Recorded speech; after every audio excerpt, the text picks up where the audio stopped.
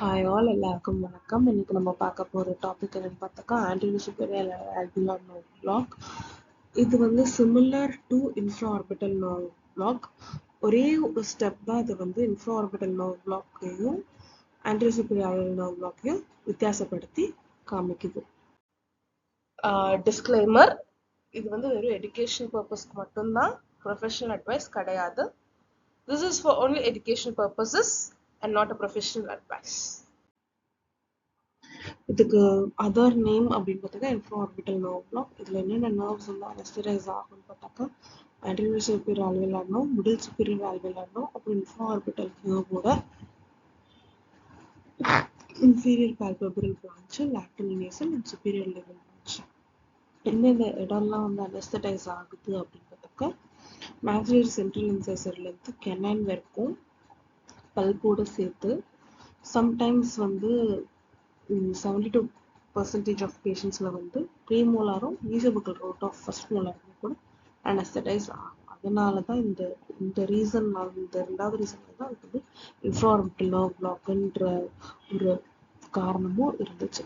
அதே மாதிரி பக்கல் பெரிடான்ஷியம் ஒரு பக்கல் மியூகோபெரியாஸ்டியம் ஆஃப் இந்த பல்லெல்லாம், அதாவது இன்சைசர் டு ஃபர்ஸ்ட் மோலார் இருக்கும், ஃபர்ஸ்ட் மோலார் மீசோபக்கல் இருக்கும், அனஸ்தடைஸ் ஆகும். அதுக்கப்புறம் வந்து lower eyelid, lateral aspect of nose, அப்புறம் அப்பர் லிப்பும் அனஸ்தடைஸ் ஆகுது.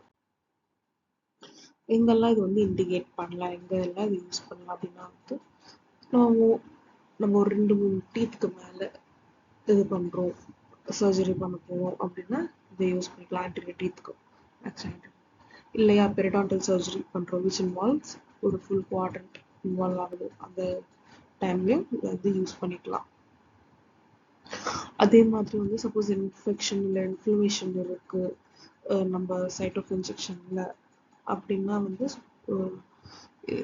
இந்த இன்ஜெக்ஷன் டெக்னிக் யூஸ் பண்ணிக்கலாம். இல்லை சூப்ராபெரியாஸ்டல் இன்ஜெக்ஷன் வந்து இன்எஃபெக்டிவாக இருக்கு, போன் வந்து ரொம்ப டென்ஸாக இருக்கு அப்படின்ற பட்சத்துல இது எங்கெல்லாம் இதை யூஸ் பண்ணக்கூடாது அப்படின்னா ஜஸ்ட் ஒரே ஒரு பல்லு இல்லை 2 பல்லு அப்படின்ற பட்சத்துல இது தேவையில்லை, சூப்ராபெரியாஸ்டல் இன்ஜெக்ஷனே யூஸ் பண்ணலாம். அதே மாதிரி வந்து ஹீமோஸ்டேசிஸ் அச்சீவ் பண்ணணும் அப்படின்னு நினைக்கிற அந்த சர்ஜரியில் அச்சீவ் அப்படின்ற பட்சத்தில் இது வந்து யூஸ் பண்ண முடியாது. ஏன்னா ஏரியா ஆஃப் இன்ஜெக்ஷன் வேற, ஏரியா ஆஃப் சர்ஜரி வேற. இதோட அட்வான்டேஜ் என்னன்னு பார்த்தாக்கா வந்து ரொம்ப ரொம்ப சிம்பிள் டெக்னிக், ரொம்ப ரொம்ப சேஃப். ஒரு கொஞ்சம் சொல்யூஷன்லேயே ஒரு 4 to 5 டீத் கம்ப்ளீட்டாக வந்து நம்ம அனஸ்தரைஸ் பண்ணிக்கலாம். 3 to 5 டீத் கம்ப்ளீட் அனஸ்தரைஸ் பண்ணிக்கலாம். ஸோ டாக்ஸிசிட்டி எல்லாமே லோவராக இருக்குது. டிஸ்அட்வான்டேஜ் வந்து என்னது பார்த்தாக்கா வந்து அட்மினிஸ்ட்ரேட்டிவ் டாக்டர் லெவல்லையும் இருக்குது, பேஷண்ட் லெவல்லையும் இருக்குது. பேஷண்ட் லெவலில் என்னன்னு பார்த்தாக்கா வந்து எக்ஸ்ட்ராரல் அப்ரோச் நம்ம யூஸ் பண்ணணும் அப்படின்னா வந்து பேஷண்ட் வந்து பயப்படலாம். ஆனால் இன்ட்ராரலில் வந்து இது வந்து பயப்பட வேண்டாம். இது வந்து டாக்டர் கிட்ட வந்து வந்து இனிஷியலாக ஃபர்ஸ்ட் டைம் வரும்போது ஒரு ஃபியர் இருக்கும், என்னடா இது நம்ம ஒழுங்காக கொடுக்க முடியுமா, ஏதாவது இன்ஜுரி ஆகிடுமோ அப்படின்ற மாதிரி. அண்ட் சம்டைம்ஸ் வந்து நம்ம அனாட்டமிக்கல் லேண்ட்மார்க்ஸை டிஃபைன் பண்ணுறதுல கொஞ்சம் கஷ்டமாக இருக்கலாம். டெக்னிக் இது எப்படி பண்ண போகிறோம்னு பார்க்கலாம். அதாவது என்னென்னா வந்து நம்ம டார்கெட் ஏரியா பார்த்தாக்கா வந்து இன்ஃப்ராஆர்பிட்டல் ஃபோராமில், இங்கே இருக்க பாருங்க இன்ஃப்ராஆர்பிட்டல் ஃபோராமில், இந்த இடம் தான், இந்த இன்ஃப்ராஆர்பிட்டல் ஃபோராமின் ஏரியா தான் வந்து டார்கெட்டு. இந்த இன்ஃப்ராஆர்பிட்டல் நாட்ச் கீழே. ஸோ இன்ட்ராஓரலாக வந்து என்னது அப்படின்னு பார்த்தாக்கா வந்து இந்த மியூகோபக்கல் ஃபோல்டு, இங்கே எக்ஸ்ட்ராவில் மியூகோபக்கல் ஃபோல்டு இருக்காது, இன்ட்ராவில் தான் மியூகோபக்கல் ஃபோல்டு இருக்கும். அண்ட் இன்ஃப்ராஆர்பிட்டல் நாட்ச்ன்றது இந்த இடத்துல வரும், திஸ் ஏரியா கிளியராக இருக்கிறது இந்த இடம் இன்ஃப்ராஆர்பிட்டல் நாட்ச் அண்ட் இன்ஃப்ராஆர்பிட்டல் ஃபோராமின் அது கீழே இருக்கும். ஸோ இப்போ என்ன பண்ண போகிறோம் இந்த பிக்சரில் கிளியராக இருக்காங்க. இது வந்து இன்ஃப்ராஆர்பிட்டல் ரோம், இது வந்து இன்ஃப்ராஆர்பிட்டல் ஃபோராமின் வச்சுக்கோங்க. இந்த இடத்துல ஓகேங்களா? இப்போ நம்ம என்ன பண்ண போறோம்னாக்க ஃபர்ஸ்ட் வந்து இந்த இன்ஃப்ராஆர்பிட்டல் ரிம் இருக்கு இல்லைங்களா, அந்த இடத்துல அப்படியே வந்து பால்பேட் பண்ணிட்டே வந்தோம்னா நம்மளுக்கு வந்து இன்ஃப்ராஆர்பிட்டல் நாட்ச் ஒரு மாதிரி டிப்ரெஷன் கிடைக்கும். ஓகேவா? அந்த இடத்துல இருந்து நம்ம டவுன்வர்டா நம்ம ப்ரெஷர் போட்டுட்டு வரணும். ஸோ நம்ம வந்து அப்படி டவுன்வர்டா ப்ரெஷர் போட்டுட்டு வந்தோம்னா, இப்படி டவுன்வர்டா ப்ரெஷர் போட்டுட்டு வந்தோம்னா நம்மளுக்கு ஒரு கான்கேவிட்டி கிடைக்கும். இந்த இடத்துல ஒரு கான்கேவிட்டி கிடைக்கும். ஸோ அந்த இடத்துல தான் வந்து ரூஃப் ஆஃப் ஆர்பிட்டும் இருக்கு, இன்ஃப்ராஆர்பிட்டல் ஃபோராமனோட ரூஃபும் இருக்கு. சரி, ஃப்ளோர் ஆஃப் ஆர்பிட்டும் ரூஃப் ஆஃப் இன்ஃப்ராஆர்பிட்டல் ஃபோராமனும் இருக்கு. இப்போ இந்த இதுல வந்து ஃபுல் கான்கேவிட்டி எங்க இருக்குன்னு பார்த்துக்கணும். ஓகேங்களா? இதுதான் வந்து இன்ஃப்ராஆர்பிட்டல் ஃபோராமன். ஓகே, இப்போ அதுக்கு அடுத்து என்ன பண்ண போறோம் அப்படின்னா வந்து இங்கே மெயின்டைன் பண்ணிட்டு நம்ம நல்லா டிஷ்யூ மியூகோபக்கல் ஃபோல்டு அப்படி நல்லா ரிட்ராக்ட் பண்ணிட்டு நல்லா ரிட்ராக்ட் பண்ணிட்டு மியூகோபக்கல் ஃபோல்டு நல்லா இந்த இடம் இந்த ஹைட் ஆஃப் மியூகோபக்கல் ஃபோல்டு இந்த இடத்துல வந்து கெனைனோட ரூட் அபெக்ஸ்ல இருந்து நம்ம வந்து இன்ஜெக்ஷன் நீடில் வந்து இன்சர்ட் பண்ணிடணும். நீடில் இன்சர்ட் பண்ணிட்டு நம்ம வந்து டில் அந்த டெப்த் ஆஃப் அந்த இன்ஃப்ராஆர்பிட்டல் ஃபோராமனோட ரூஃபை வந்து ரீச் பண்ற வரைக்கும் அந்த எக்ஸ்ட்ராலாம் வச்சிருந்த ஹேண்டை வந்து ரிமூவ் பண்ணாம இன்ஜெக்ஷன் வந்து கொடுக்கணும். கொடுத்துட்டு ரிமூவ் பண்ணிட்டு வச்சுட்டோம்னாலே நம்ம வந்து ப்ராப்பரா வந்து இன்ஃப்ராஆர்பிட்டல் நர்வ் பிளாக் கொடுத்துட்டோம். ஸோ இப்போ இந்த இன்ஃப்ராஆர்பிட்டல் நர்வ் பிளாக்கை எப்படி ஆன்டிரோஸ்பியரல் பிளாக்கா மாத்துறதுன்னா, அந்த இடத்துல ஒரு ஃபர்ம் ப்ரெஷர் ஒரு 2 to 3 minutes நம்ம இன்ஜெக்ஷன் கொடுத்த பிறகு நீடில் ரிமூவ் பண்ண பிறகு இந்த இடத்துல ஒரு ஃபர்ம் ப்ரெஷர் ஒரு 2 to 3 minutes வச்சிருந்தோம்னா அந்த சொல்யூஷன் வந்து passes inside the foramen towards the anterior superior alveolar nerve. So அப்பதான் வந்து நம்மளுக்கு இது கிடைக்கும், anterior superior alveolar nerve block வந்து கிடைக்கும். ஓகேவா? சேஃப்டி ப்ரோட்டோகால் எப்பவுமே வந்து இன்ஜெக்ஷன் பண்றதுக்கு முன்னாடி நீடில் வந்து போன் வந்து கான்டாக்டா இருக்கான்ட்டு பார்க்கணும். ஏன் அப்படின்னாக்க வந்து ரூஃப் அப்பதான் வந்து இன்ஃப்ராஆர்பிட்டல் ஃபோராமன் ரூஃப் வந்து நம்ம ரீச் பண்ண முடியும்.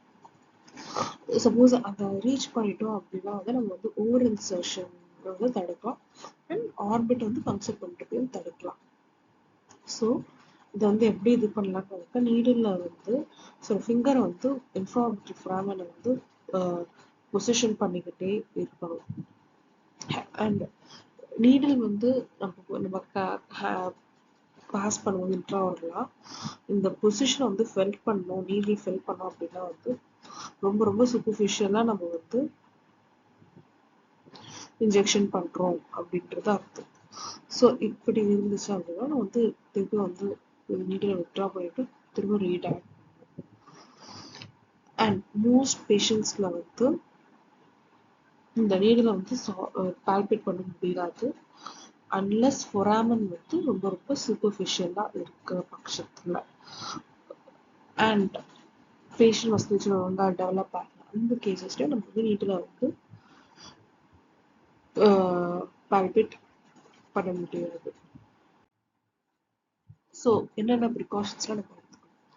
ஃபர்ஸ்ட் வந்து பெயின் ஆன் இன்சர்ஷன் வந்து தடுக்கணும், டியரிங் ஆஃப் பெரியாஸ்டியம் வந்து தடுக்கணும்.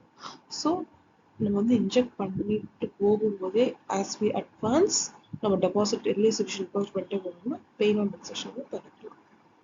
ஸோ ஓவர் இன்சர்ஷன் வந்து எப்படி தடுக்கிறதுன்னு அப்படின்னு பார்த்தப்போ வந்து இன்ஜெக்ஷன் பண்றதுக்கு முன்னாடியே வந்து depth of penetration of syringe வந்து எவ்வளோ தூரம்னு பார்க்கணும். அண்ட் ஃபிங்கர் இன்ஃப்ராஆர்பிட்டல் ஃபோராமன்ல ஒரு நல்ல ஒரு ப்ரெஷர் கொடுத்துக்கிட்டே இருக்கணும். ஏன்னா ஓவர் இன்சர்ஷன் வந்து ரொம்ப ரொம்ப ரேரு. ஏன்னா வந்து ரிம் வந்து ஆர்பிட்டல் ரிம் தான் வந்து இன்ஃப்ராஆர்பிட்டல் ஃபோராமனோட சுப்பீரியர் ரூஃபாக வரும். ஸோ நீடில் டிப் எப்படியோ வந்து இந்த ரிம் வந்து கான்டாக்ட் ஆயிடுச்சு அப்படின்னா ரூஃபை தான் கான்டாக்ட் ஆகுது. ஸோ போனி காம்பனண்ட்ல தான் இருக்கு. சாஃப்ட் டிஷ்யூ இன்ஜெக்ட் பண்ணலாம் நம்ம தெரிஞ்சுக்கலாம். ஸோ ஃபெயிலியர் வந்து நீடில் வந்து ரொம்ப இன்ஃப்ராபிட்டிவ் ஃப்ராமனுக்கு கீழே வந்து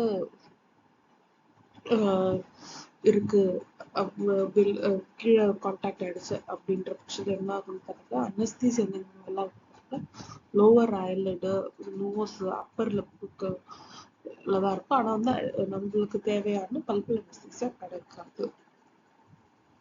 ஸோ இதை கரெக்ட் எப்படி பண்றதுன்னு பார்த்தா வந்து இன்ஃபார்மேட்டிவ் ஃபார்மன் டைரக்டா எங்க இருக்குன்னு டார்கெட் பண்ணிட்டு ஒழுங்கா திருப்பி நீடில் டெப்த் ஆஃப் பெனிட்ரேஷன் சரியா பார்த்துட்டு ஒழுங்கா direct the needle towards the bone.